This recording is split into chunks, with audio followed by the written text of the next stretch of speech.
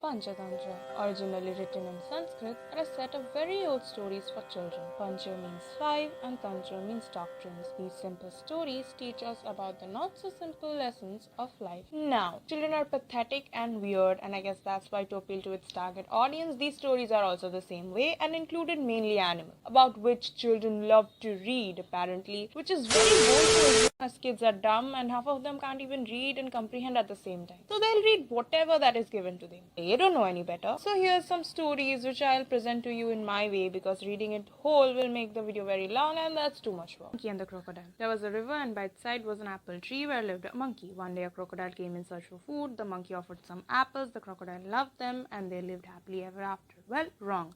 The crocodile got home and gabbed all about the tasty fruits to its wife, to which his wife said, "Let's kill the monkey.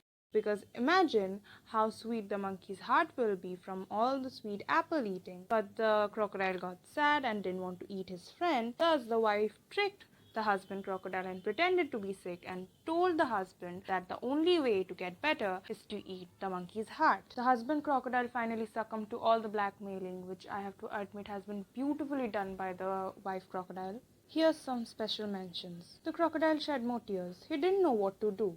"You don't love me," said his wife.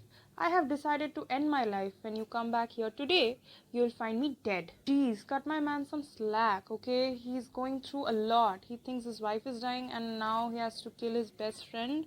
Okay, so then the crocodile went back to the monkey to invite him over for dinner. But somewhere along the ride, the crocodile revealed the real reason he's been invited for. So the monkey said he'd be happy to help. But oh shucks, he left his heart on the tree. What can he do now? So the crocodile offered to take him back to the tree and get his heart back. But monkey agreed and they got back to the tree. When they got there, the monkey jumped off and hurried up the tree and said, "Now you can go back alone to your wicked wife and tell her that her husband is the biggest fool in the world." Which I have to admit is a pretty sick burn for a monkey. I love the story. At this point, I don't even care about the moral of the story. I just want to hug the husband crocodile. He's been through a lot. The Tale of Three Fish.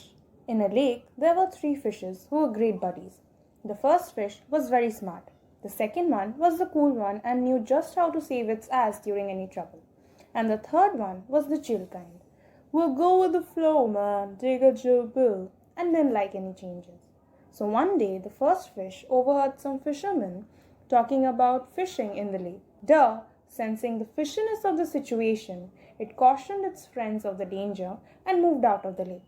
Which I don't know how one fish does, but it did. The second one played dead while caught, and the third one smoked weed with the fisherman. Just kidding, it got caught and died because it didn't do anything to save itself. Also, if you're such good friends and really that smart, why wouldn't you help your friend? Sounds pretty selfishy to me. Moral of the story, help your friends. Don't be such selfish fishes like these fishes. The Girl Who Married a Snake. In a little village once lived a Brahmin and his wife who longed for a child. After many prayers and sacrifices, the pair finally had a child. But it turned out to be a snake. No, a literal snake. Everyone they knew said them to get rid of it. But how can they? After all, it's their child. So they kept it and raised it as their own. Rookie mistake. So like any other Indian family, when their son turned to an appropriate age, they started looking for a bride for their son. But how can they find a human wife for a snake? Still, they did not lose hope. The Brahmin traveled far and wide and reached his best friend's house, where he shared his trouble with his friend. And he was ready to give away his daughter in marriage without knowing the full truth. The bride eventually accepted its fate and took care of the husband and was a very good wife. And every night, the snake would turn into a handsome guy and then turn again back into a snake before dawn. Solely because of the curse, and nothing else. One day, his father observed that and destroyed the body of the snake before dawn, and that broke the curse, and he never turned into a snake again. Moral of the story, even literal snakes are getting bitches. Literal snakes, and you still got none. Damn, that must hurt.